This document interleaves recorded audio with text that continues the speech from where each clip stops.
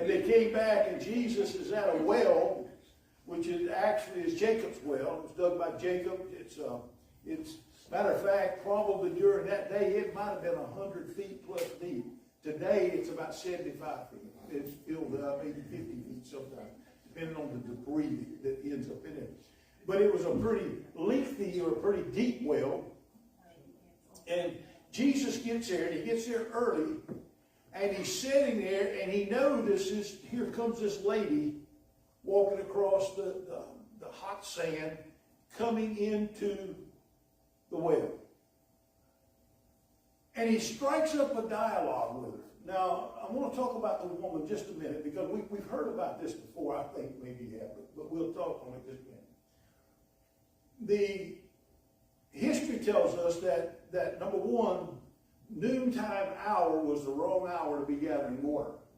It was hot, unbearably hot. It was oppressive heat, as a matter of fact.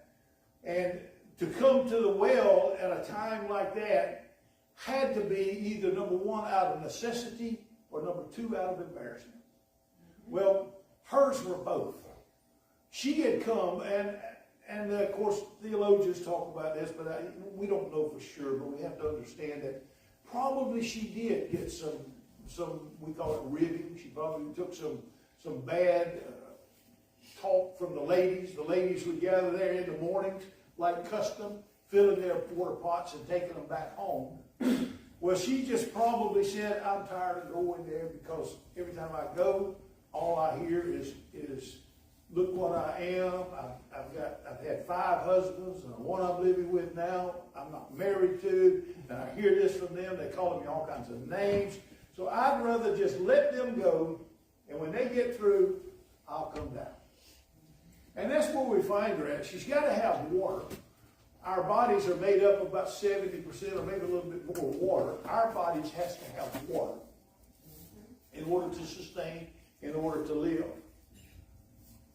Jesus begins to draw a difference of water to her. He draws a picture of 2 different type of wells.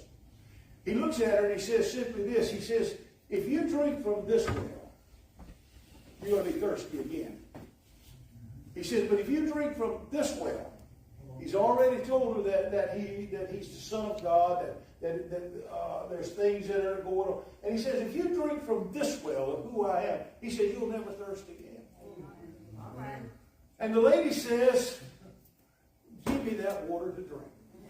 So this is where we're coming at. She looked at Jesus probably with a crooked eye, there he is, he has nothing to draw water with, and he tells her he's thirsty.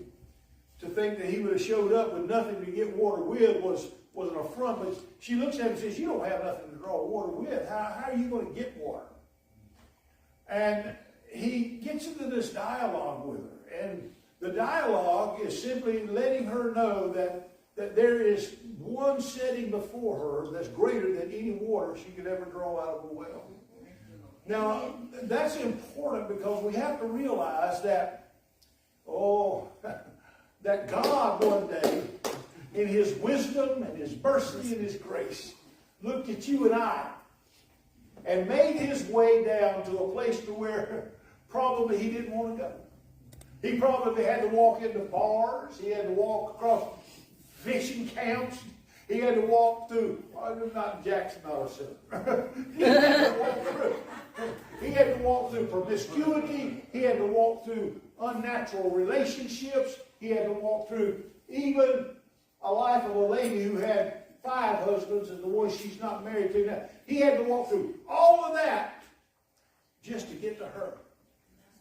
He had to walk through that to get to you and I too. Amen. Jesus, I thank God for the well, because you see, it lets me know that when Jesus saw me, he saw me just like he saw this lady.